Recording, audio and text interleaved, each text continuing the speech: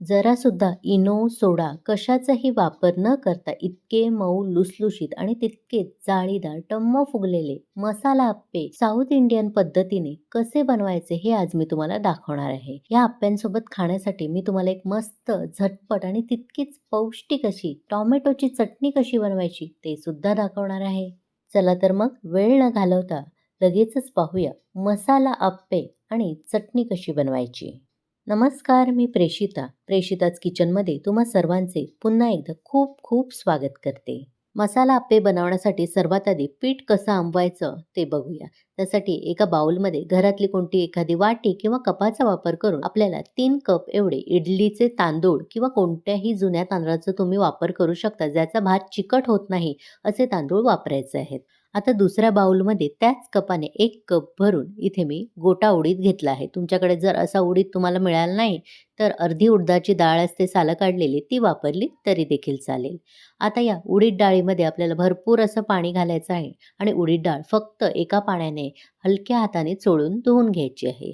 तांदळामध्ये मात्र भरपूर आपल्याला पाणी घालायचं आहे आणि जोपर्यंत तांदळाचा पांढरा रंग वरचा पाण्याचा जात नाही, त्यामधलं स्टार्च कमी होत नाही, तोपर्यंत आपल्याला चांगले 3 ते 4 वेळा तांदूळ स्वच्छ धुवून घ्यायचे आहेत. आता या धुतलेल्या तांदळामध्ये भरपूर असं पाणी घालायचं आहे आणि हे तांदूळ आपल्याला 3 ते 4 तासासाठी भिजत घालायचे आहेत. आता धुतलेल्या उडीद डाळीमध्ये अर्धा चमचा भरून मेथी दाणे घालायचे आहेत आणि यामध्ये सुद्धा भरपूर असं पाणी घालून ही डाळ सुद्धा आपल्याला 3 ते 4 तासासाठी भिजत घालायची आहे. 3-4 तासानंतर इथे डाळ आणि तांदूळ चांगले भिजून आले आहेत, फुलले गेले आहेत. आता हे जे तांदळातलं पाणी आहे ते संपूर्ण आपल्याला काढून टाकायचं आहे आणि उडीद डाळीमधलं पाणी आहे ते आपल्याला एका वेगळ्या भांड्यामध्ये काढून घ्यायचं आहे. आता एका बाउलमध्ये ज्या कपाने आपण तांदूळ आणि डाळ मोजून घेतलेली त्याच कपाने 1 कप भरून पोहे घालायचे आहेत. नेहमी जे कांदे पोह्यासाठी पोहे वापरतो त्याचाच वापर करायचा आहे. आता यामध्ये पाणी घालायचं आणि हे पोहे आपल्याला धुवून थोडा वेळ असेच भिजत घालायचे आहेत. आता जी भिजवलेली उडीद डाळ आहे ती मिक्सरच्या भांड्यामध्ये घालायचं आणि जे आपण उडीद डाळीचं पाणी बाजूला काढलेलं त्या पाण्याचा वापर करून चांगली गुळगुळीत अशी डाळ वाटून घ्यायची. वाटलेली डाळ एका भांड्यामध्ये मी काढून घेणार आहे.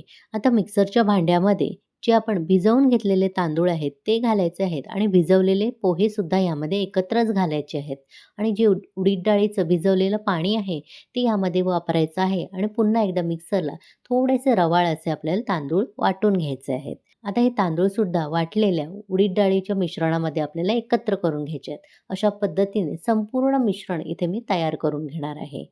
एकत्र करून घेतलेलं सर्व मिश्रण आपल्याला हाताने पुन्हा एकदा एकजीव करून घ्यायचं आहे आणि चांगलं 3 ते 4 मिनिटं जोपर्यंत हे हलकं होत नाही आणि संपूर्ण एकजीव होत नाही तोपर्यंत फेटून घ्यायचं आहे. आता तयार केलेलं आप्पेचं बॅटर आहे ते आपल्याला चांगलं रात्रभर एखाद्या उबदार ठिकाणी असंच झाकून ठेवायचं आहे.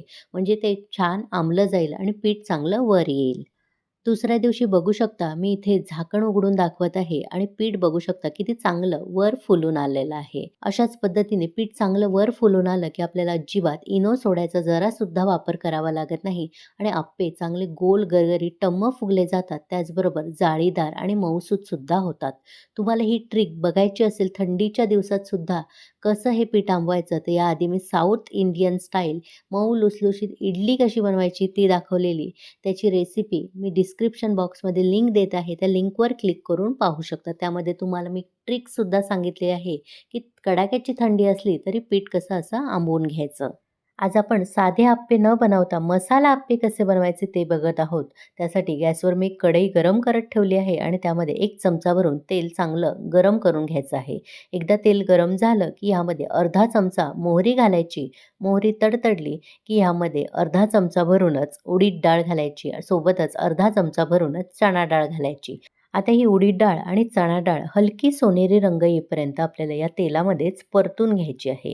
एकदा व्यवस्थित अशी परतली गेली की यामध्ये पाव चमचा भरून हिंग घालायचं आहे. त्यानंतर लगेचच मेजरमेंट कपचा अर्धा कप भरून इथे मी बारीक चिरलेला कांदा घालणार आहे. म्हणजे एक मोठ्या आकाराचा कांदा इथे मी बारीक चिरून घातला आहे. सोबतच यामध्ये 2 ते 3 हिरव्या मिरच्या आणि कढीपत्त्याची भरपूर अशी पानं घेतलेली ती स्वच्छ धुवून बारीक चिरून घेतली आहेत. ती सुद्धा यामध्ये घालायची आहेत. आता हा कांदा व्यवस्थित आपल्याला ह्यामध्ये परतून घ्यायचा आहे. अगदी करपवायचा नाही, फक्त तो मऊसूत झाला पाहिजे इतका आपल्याला परतून घ्यायचा आहे. हा कांदा लगेचच परतला जावा, मऊ हवा यासाठीच आत्ताच मी इथे चवीप्रमाणे मीठ घालत आहे. म्हणजे या कांद्याच्या हिशोबाने आणि आपलं बॅटर जे आहे, जितकं आपण अप्पे बनवणार आहोत त्या हिशोबाने आत्ताच मी मीठ घालत आहे. म्हणजे कांदासुद्धा व्यवस्थित परतला जाईल आणि नंतर आपल्याला मीठ घालण्याची गरज भासणार नाही. 2-3 मिनिटानंतर इथे बघू शकता हलका गुलाबी रंग आला आहे कांद्याला. व्यवस्थित तो मऊसूत झाला आहे. आता गॅस बंद करायचा आणि लगेचच ह्यामध्ये भरपूर अशी बारीक चिरलेली कोथिंबीर घालायची आणि ती सुद्धा व्यवस्थित एकजीव करून घ्यायची. इथे आपला मसाला तयार आहे. इथे सर्व पूर्वतयारी आपली झाली आहे. आता आपण टोमॅटोची चटणी कशी बनवायची या अप्प्यांसोबत खाण्यासाठी ती पण पाहूयात. झटपट टोमॅटोची चटणी बनवण्यासाठी कढईमध्ये 1 चमचाभर तेल मी गरम करून घेतलं आहे. यामध्ये 7 ते 8 लसणाच्या पाकळ्या आणि 2 सुक्या मिरच्या मी तोडून घातल्या आहेत. इथे गॅसची आच मंदच आहे आणि मंद आचेवर लसणाला छान सोनेरी रंग येईपर्यंत आणि मिरची कुरकुरीत होईपर्यंत आपल्याला थोडीशी परतवून घ्यायची आहे. एकदा छान अशी परतवून झाले दोन्ही पदार्थ की यामध्ये मी 2 चमचे भरून सफेद तीळ घालणार आहे. तीळ घातल्यामुळे एक छान स्वाद सुद्धा येतो चटणीला आणि पौष्टिकता देखील वाढली जाते. त्याचप्रमाणे चटणी दाटसर व्हायला मदत होते. तीळ तडतडायला लागले की लगेचच ह्यामध्ये मी 2 मोठे पिकलेले टोमॅटो असे बारीक चिरून घेतले आहेत ते यामध्ये घालायचे आहेत. थोडेसे टोमॅटो परतवून घ्यायचे आणि लगेचच ह्यामध्ये चटणीच्या हिशोबाने आपल्याला मीठ घालायचं आहे. म्हणजे टोमॅटो सुद्धा 2 मिनिटामध्ये लगेचच शिजले जातील. मीठ एकदा व्यवस्थित ह्यामध्ये मिक्स करून घ्यायचं आणि ह्यावर आपल्याला झाकण ठेवून मंद आचेवर 2 ते 3 मिनिटाची वाफ काढायची आहे. इथे बरोबर 3 मिनिटं झाली आहेत आणि झाकण मी उघडून बघते आणि आता बघूया आपले टोमॅटो शिजले आहेत की नाही. हे बघा पळीने मी तुम्हाला असे दाबून दाखवते. मस्त असे मऊ टोमॅटो झाले आहेत. आता लगेचच आपल्याला गॅस बंद करून घ्यायचा आहे आणि हे सर्व मिश्रण आपल्याला थंड करून घ्यायचं आहे. थंड झालेलं मिश्रण लगेचच आपल्याला मिक्सरच्या भांड्यामध्ये घालायचं आहे आणि ह्याची बारीक अशी आपल्याला चटणी वाटून घ्यायची आहे. चटणी किती घट्ट आणि पातळ हवी आहे त्यानुसार थोडंसं पाणी सुद्धा यामध्ये घालू शकता आणि छान अशी बारीक आपल्याला चटणी वाटायची आहे. ही बघा इथे मी वाटलेली चटणी एका बाउलमध्ये काढून घेणार आहे. थोडासा पाण्याचा मी इथे वापर केलेला. कशी दाटसर इथे चटणी आपली तयार झाली आहे. आता ही चटणी तुम्ही अशीच नुसतीही खाऊ शकता, पण आज मी ह्याला एक फोडणी देणार आहे. त्यासाठी कढल्यामध्ये 1 चमचा तेल मी कडकडीत गरम करून घेतलं आहे आणि त्यामध्ये अर्धा चमचा भरून उडदाची डाळ छान सोनेरी रंगावर परतवून घ्यायची आहे.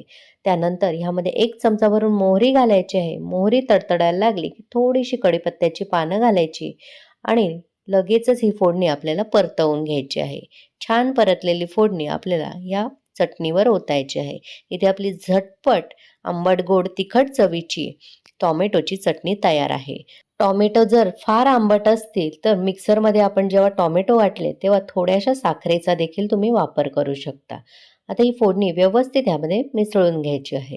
इथे आपली झटपट आणि तेवढीच चविष्ट टोमॅटोची चटणी तयार आहे. आता आपण तयार केलेले जे अप्प्यांसाठीचं बॅटर आहे त्यामधलं अर्धं बॅटर मी इथे वापरणार आहे आणि बाकीचं तसंच ठेवणार आहे. फ्रीजमध्ये 2 ते 3 दिवस आरामात तुम्ही टिकवून ठेवू शकता. आता ह्या बॅटरमध्ये आपण जो तयार केलेला मसाला आहे तो पूर्णपणे गार झालेला आहे. तो यामध्ये मी मिसळून घेणार आहे. मीठ आधीच आपण घातलेलं त्यामुळे आत्ता मी मीठ इथे घालणार नाहीये. तुम्ही जर आधी कांदा परतताना मीठ घातलं नसेल तर इथे तुम्ही चवीप्रमाणे मीठ घालू शकता. आता हे व्यवस्थित आपल्याला एकजीव करून घ्यायचं आहे. कुठेही इनो सोडायचा आपल्याला इथे वापर करायचा नाही.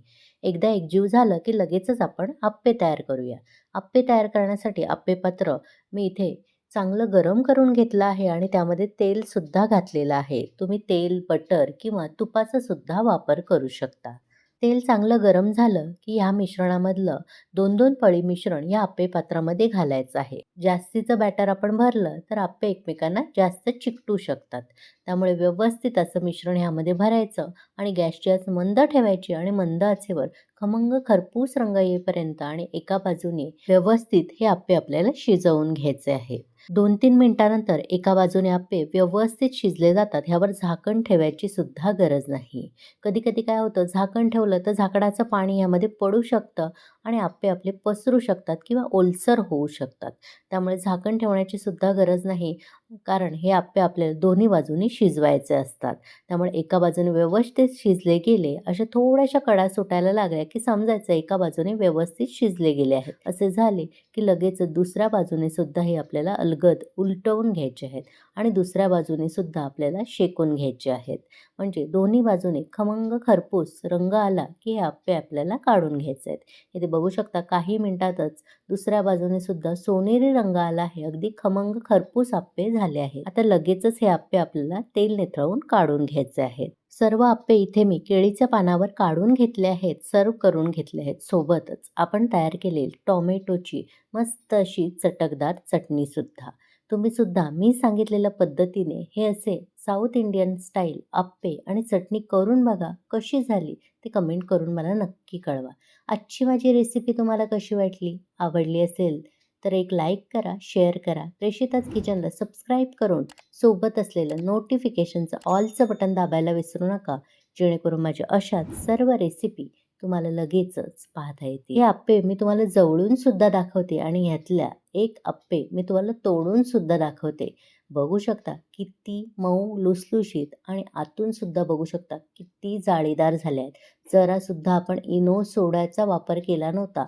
नक्की करून बघा. चला तर मग पुन्हा भेटू अशाच मस्त स्वादिष्ट भरपूर टिप्स, अचूक प्रमाण आणि एखाद्या नवीन रेसिपीसह. धन्यवाद.